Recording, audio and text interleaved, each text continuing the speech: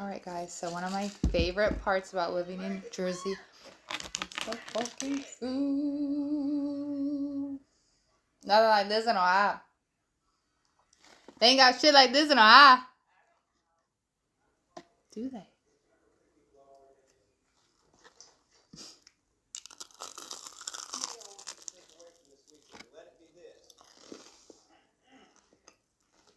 I don't know where to feed it.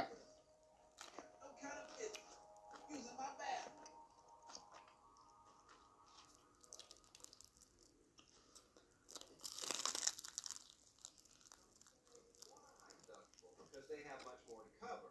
But most common folks simply want the loads.